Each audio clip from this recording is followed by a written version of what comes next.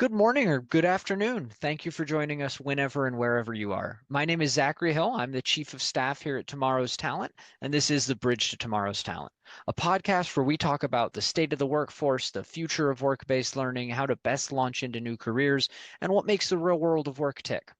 Today, we're joined by Scout Underwood, Chief Marketing Officer at Flavorhawk and creators of the app FeedMe. Scout, can you tell us a little bit about what Flavorhawk or the FeedMe app does? Yeah, I'll do a little bit of both. Thank you. Flavorhawk started off to solve the problem of what to eat, and also at scale for the industry as a whole, for food and beverage and anything that has to do with flavor, what to serve. Mm, So the idea is get really good at providing insights to people who are trying to figure out what to eat and give them options at the individual level. But when you do it at scale, like we're positioned to help predict popularity for manufacturers and things like that, if that makes sense. yeah. So in a world where everything on the internet, especially if you're a young adult, you're born into recommendation engines everywhere. It could be Mm, advertising targeted to you. It could be music, Spotify, or even YouTube videos or Netflix. Everything has a recommendation engine because there's so much noise out there. It's just paralysis if you try to consider it all without help. So why isn't it there for food? And we wanted to figure out why and solve that problem. We found out why because food wasn't digitized yet until COVID. So mm, COVID came along, and as we recall, like all the restaurants were kind of forced to digitize their menu items, get them up in the cloud, and at the same time, people were getting used to looking at menus on their phones and their devices. So it was a good point in history to do that. We ingested most of America's menu items. We partnered with what I mean by that is we took the menu items, got them into our database, and mm. it was messy, it was ugly, it was inconsistent, but we got them. And we also consulted with the world's leading flavor science institute called Monell in Philadelphia there to help us train our AI to make all this data usable. And thankfully, like as timing would have it, we got the data, but it was messy. But then things like ChatGPT came online to a point where we could take that data and make it structured and usable for a recommendation engine. And so with the help of Monel, we really calibrated a very accurate recommendation engine that does a good job of predicting, what foods around you geographically and based off of your preferences and diets and any other hopes and dreams and how you want to eat will get you pretty darn close, close enough to be very usable on distilling down to some options around you. So it just takes out all that friction in finding food. So that's what the Feed Me app on top of the Flavorhawk engine does. And so, Flavorhawk engine is essentially the recommendation horsepower and the database underneath apps like Feed Me Mm. that will be the user experience in answering that problem of what to eat at the human level. Wow, that's really cool because you're right. When you're looking for food, you just go on Google, right, and look at the maps and try to kind of pick a restaurant that seems like it'll hit it, but that's hard to do. Yeah, yeah. There's we sense frustrations and anxiety there. And what I mean by that is, the frustration comes is when you're born into a world where everything's recommended to you, your subconscious kind of expects a little bit of help in decision Mm. making when there's so much noise out there. So we've done that, and we also found that there's like a menu anxiety as well. It's like there's pressure to make a decision whether it's coming from yourself because you're late for something, or your friends because everyone's kind of staring at you if you're the group decision maker, or if it's even like an impatient wait staff, and the list goes on. And so there is kind of an impulse of negativity that we're here to help people overcome with while they can eat their best selves, actually targeting towards satisfaction and or the diet that they want to adhere to. So you open up the app, there's actually a map that shows you not the buildings where the food is at, but the actual plates that are relevant to you. So you don't have Mm. to look at plates that are irrelevant to you. Say you're vegetarian, never have to look at meat again. How nice is that? It unlocks the whole city as a menu as itself. So that's a lot easier than jumping between Instagram or over to TikTok to maybe get inspired, and maybe the Google Maps, like you said, maybe talk to ChatGPT over here, maybe Google search over there. Oh, I want to save this for later, so I'm going to take a screen grab, and it's just it's an imperfect model. So we just kind of centralized everything and then gave us some recommendation engine horsepower. Right, very cool. No, that sounds awesome. And I love the idea that you can filter for things like my brother's a vegetarian, so it'd be super useful when I'm taking him places to be able to filter like that. So I like that idea. I gotta ask, what's your favorite kind of food? I'm a big sushi fan myself, but we're talking food. My favorite is closest. Closest. I like that. I like that. Yeah, whatever's soonest, right? Yeah, yeah, it's I entered this project not as a tremendous foodie, but as kind of an entrepreneur, you got a little bit of hustle and haste in you. And so kind of going into closest, it's like I'm not very picky, but I do like to save time. And I do have like some things that I lean toward. I've been vegetarian since the 90s, so most of my life. And so a tool like this just man, it's so nice just being able to like look at a map and just seeing things that are only pertinent to me. So that's what I like. I like convenience. Yeah, sounds really good. And the app will help you either way, right? Whether you're Yeah. targeting a certain kind of food or what's closest to you. So I got to ask you, you say you're an entrepreneur, right? And your title is Chief Marketing Officer. So how did you find yourself here? What did your path to, Flavorhawk and the FeedMe app, what did that look like? Well, it all starts at Burning Man. And I met somebody who was a true foodie. He traveled the world to, Mm. as part of his travels, he orient himself toward, great places to have the best cuisine for him. He found himself everywhere. So he's passionate about it. And he saw this movie called Cambridge Analytica, and he saw he did the pattern matching there, which is basically mapping people's behavior preferences to something else on the other end. Again, it could be an advertisement or content and things like that. And he asked why it wasn't there for food, or it could be done for food and something along those lines. So he got together with an investor, and they've been spitballing this idea for a long time, and then eventually got to the point where the idea was it was really abstract. The problem was recognized, and so I got pulled in to I guess to help continue the solution for that problem, and we ended up essentially on an interface that was like for lack of better words, it's like where TikTok meets a menu, basically.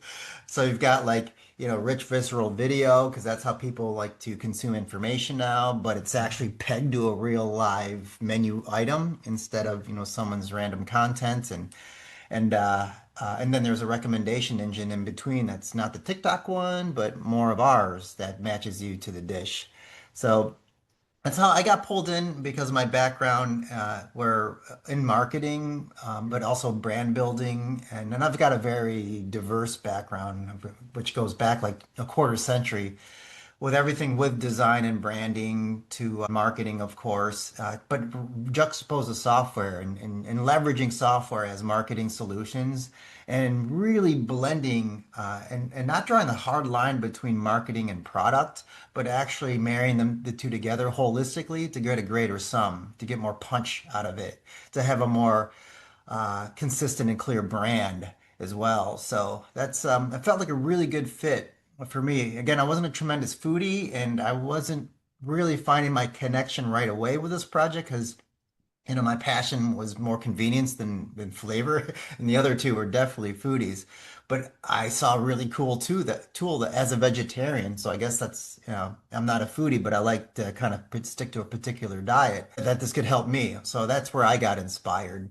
I guess that the rest is history from there. Yeah. Yeah, yeah. And you mentioned like leveraging technology to help with the marketing end of things. And I think a lot of people, when they hear about working, for an app, they think that's working for a technology company. So how technical of a background do you have into like, I mean, are you writing code to use this software, or how technical do you get on that side? At one time, I used to write code for web development and front end tools and things like that. And this is back in the early 2000s. So it but I never got hardcore into code. I got to the point where I can make fun little things for websites, more interactive and creative, Hmm. and in calculations and things like that. But it got me to the point where I understood how everything was wired. I understood like the tooling required to make things happen, and that goes a long way because that stuff changes. Like, more efficiencies are introduced over time, but like the fundamentals are the same. This is what a database does. This is what an API does. This is what front end things do and back end things do. And so with that, you partner with with a junior developer to help create proof of concept, or maybe in some cases I could do it myself with if it's just wizardry inside of like a spreadsheet or something with formulas there, just to prove it. And then you develop it, and then you bring in more advanced talent to the point where now we've got like an offshore agency that's just tremendously, they're world class, and they're really bringing this to, top level development. So you start off clunky and messy, and then you just kind of evolve from there. Okay. Yeah, no, that I think that'll give people a lot of faith, right? You don't have to be a master of it to even get started. You can It's better get yet out these there. days too, because of vibe coding and no coding tools, things like Yeah. Lovable, and stuff that's coming out with the different platforms like Google and ChatGPT. You can just create things without understanding how to code, but it really does help if you understand the dynamics of the other tooling that's required to bring it all together. So you can get to proof of concept way quicker, way cheaper, and that's the big secret. So if someone was, interested in entrepreneurship, if they had a product idea or they had an app concept, right, that they wanted to get out there in the world, how would you say that they go about bringing that to market? How would they take it from just in their head to getting it out into the real world? Classically, you really dig into the problem that you think your idea solves. Mm. It's a and then from there, like who would it be for? Really get to know your ideal customer persona, like the specific person at a specific situation at a specific location, and that's going to be your first champion. You get more cohorts and segments and audiences from there, but try to identify that champion.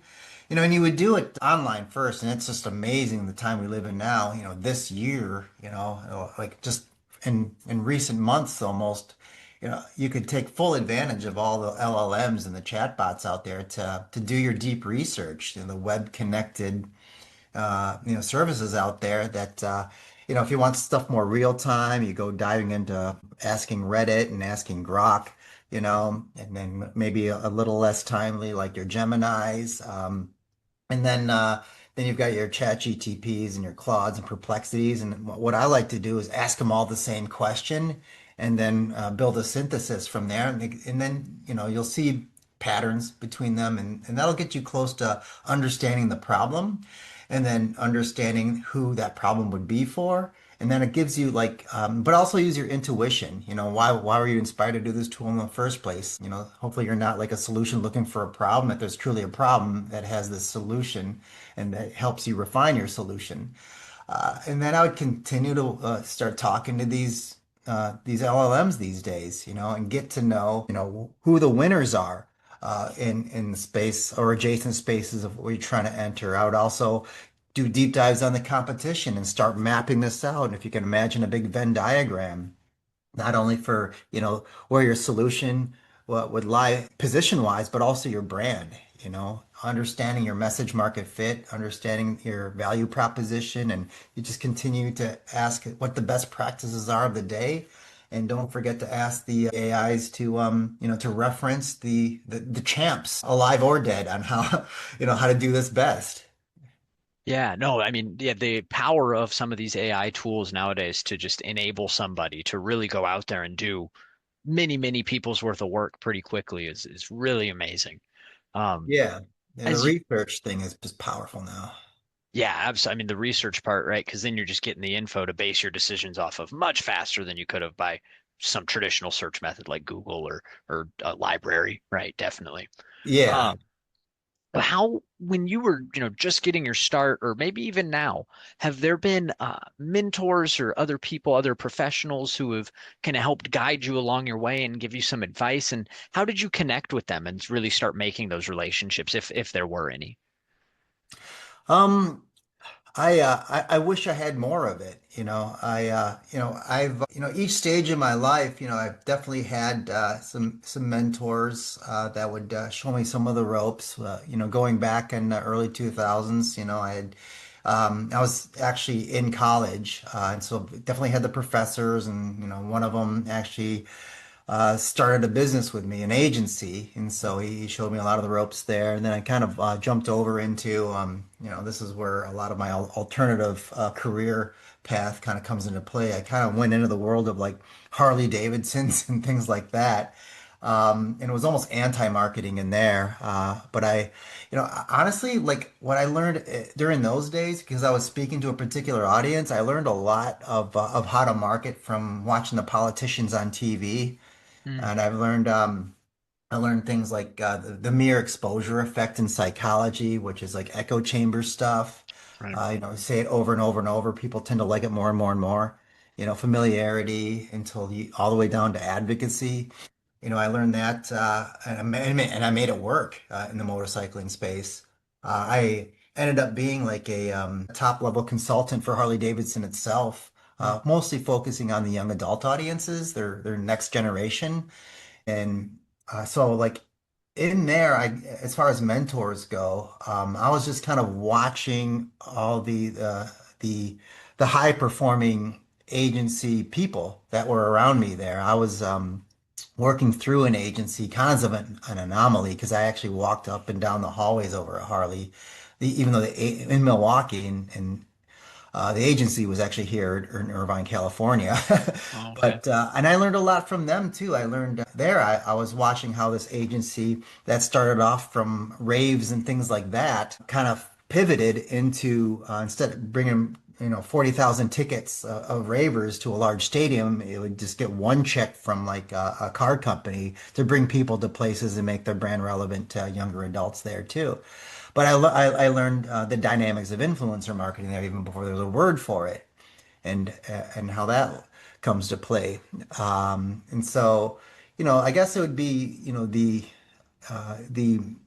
the professionals that are adjacent to me have always been my mentors, whether they knew it or not.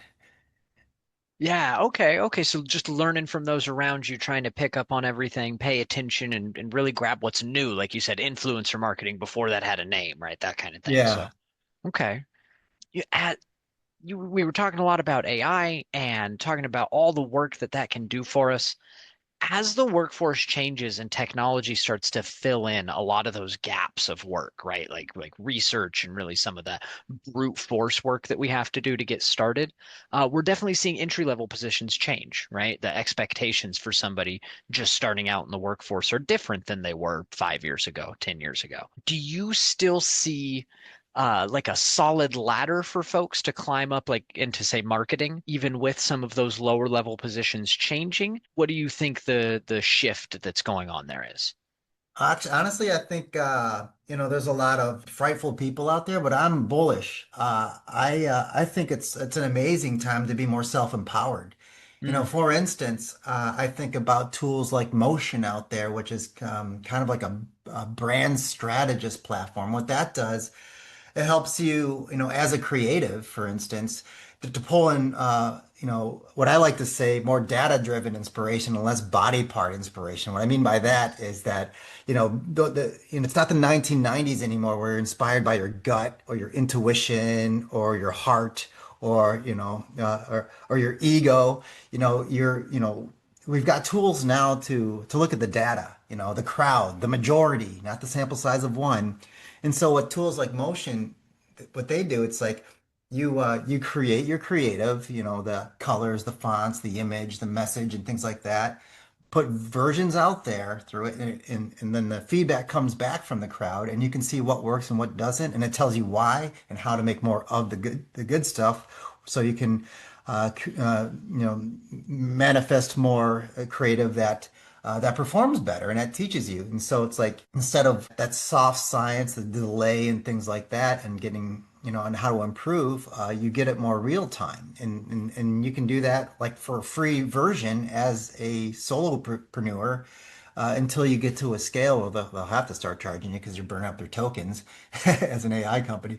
But things like that, I get excited to, like I mentioned earlier, the research that's there. And then there's also ways to when it comes to marketing, understanding your ideal customer persona on one end, who that person is the one that in business, it's the one that profits most. So how do you connect the dots from when they are first exposed to your brand all the way down to their loyalty with your brand for multiple purchases and advocacy after that and who they're telling, because that's the most valuable hero in your ecosystem. So how do you speak to them better? And that's all like more hardwired now. And in connecting the dots, you don't have to use your mental energies to connect those dots anymore. Like the tools today with AI, the pattern matching that it does can help you identify the entire journey or journeys for those champions.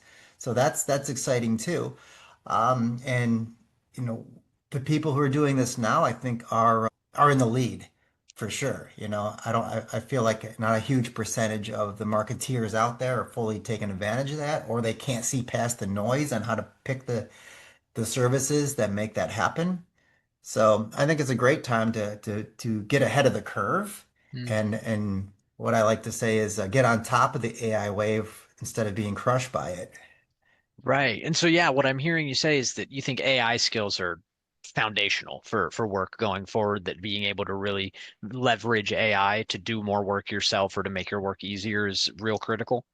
Yeah, yeah. And it begins with how you think, thinking AI native, which is for older guys like me, it's like you really have to unplug on everything that you've collected over the years and always think it's like instead of turning to yourself on just dogging yourself to come up with the answer, it's like, oh, I've got like, a mastermind over here that I can consult and just flipping that switch habitually is I think a superpower that I think the younger generation will just naturally adopt Mm. us more senior people in the field have to unlearn to relearn how to think like that. Yeah. Yeah. And so thinking about those new folks coming in, what would you say is like the biggest stumbling block that new entrants into the marketing industry have? Um, I think it's still um, it's the artifacts, for Mm. lack of better words. It's the old school thinking, not thinking AI native. It's the, using tools that are more of the old iron than the new stuff that's out there. And then there's also a little bit of luck. It's like doing your best to create your own luck. What I mean by that is like these tools change every week. They are coming in at a rapid pace. Everyone's coming up with a new AI this or that, and it's like hopefully you get lucky enough to pick the right one to go along the way. So you kind of have to like pay close attention to the podcasts, and even use AI to help you stay on top of that. But I wouldn't be too worried about staying on top every week as much as I would be just committing to something, for a short term, and get good at it. And things distill down to the same patterns anyway. So like the new tool that come out would probably just be like an augmentation of what you're already doing. But as long as you kind of ramp yourself into the process and don't have too much FOMO of every new shiny thing that comes out every week is just get good at something, and just kind of keep up and check in every week with on the podcasts and things like that. That'll at least make you privy to where the winds are going when it comes to the AI stuff. Right. So keep up, but don't feel the need to jump around to every new shiny thing. Just kind of keep up and keep your head on a swivel and looking for what might be best. Yeah, yeah, just casually on the side. That's kind of what I do. And then once in a while, I'll lean into something and adopt that. But it's at the same time when it comes to organizations, like if you are on top of the AI thing more than the average bear, you might find yourself in like a chief AI officer or the go-to person in your organization because these organizations are going to the way things are moving, they do need somebody to stay on top of the changing environment, the evolving environment of AI, like spending a lot of their energy doing that. So it might be your job to pay attention to it. Implementation is a different thing, but paying attention is, I think, is key. So, tomorrow's talent, we work with a lot of schools and we keep our head very much on what's happening in the schools. I myself used to be a classroom teacher, so I'm just kind of immersed in that world, right? It comes up on my recommendation algorithms and that kind of thing, right? It's always throwing me educational content. And I know lots of people who are teachers. And what we hear a lot is that there's this pushback in the education space around using AI, right? Because they don't want students to use it as like a crutch, right? They need to learn Yeah. those foundational basic skills before they can then use AI to multiply their ability, right? What Yeah. do you think the role is of colleges or universities or even your first job of the workplace to giving people, a chance to familiarize with AI or to learn AI? Do you think businesses play a role in that as like some kind of training procedure, or is that skills that workers should be amassing on their own and finding a way to put on their resume? All of the above. You know, academia is only going to be able to move so fast to keep up with with the pace of the commercial environment. So the businesses, and this is what I did in college. I actually was in a panic before I even went to art school. Actually, I'm like, wow, I'm not going to be good enough. I'm going to like a big boy school now. So I trained up. I trained up, and then I when I got to school, like I was like, wow, like it's not as advanced as I thought it was. So what I did is I entered the commercial space. And I started a company with a sole mission of to heave myself into situations where I have to learn myself out of. Mm, And the pace of my learning just skyrocketed from there because I was immersed in the commercial world. So that's where businesses come in. It's there needs to be some, I guess, attention and autonomy for the individual inside the businesses to learn in favor of the company, of course, but also like trains up the individual as well. So that's where the commercial comes in. Academia, like the fundamentals, like circling back to the beginning of the conversation when it comes to software, it's like understand how things are kind of wired, how things are tooled, how things are plugged in, how they relate to each other is one thing, and that's what the school can provide, and that gives you enough foundation to enter the pace and the cadence of the commercial world to join in on the fun there, and uh, and then I think even government, it has to support as well. Like this is AI is basically to be in command of our mental environment. So it's education, it's responsibility, it's ethics and things like that. Where sure academia helps there, but I think government has to support that, which is tricky because it's a competitive world out there. right. Yeah. Internationally, we'll say. Yeah, yeah, definitely, definitely. The people who are using the AI tools best are going to have a big advantage on the small scale and on the big national scale, definitely. Yeah. Um, when you are maybe looking at a resume for somebody, maybe a new hire that's coming in, or you're helping somebody look over something, what makes somebody stand out to you if you were looking at their skills and their expertise? What would really jump out to you? Maybe it's a way they could talk about their AI skills or a different skill set that they could show. Yeah, it's definitely showing signals that they have the potential to grow, and Mm, learn because it's like job one is learning these days. Gone are the days where you pick up your skills early in your career and you use them for 20 years and retire. It's like showing signals of always be learning and being passionate about learning, and then if you could see signs of an evolution of learning in there.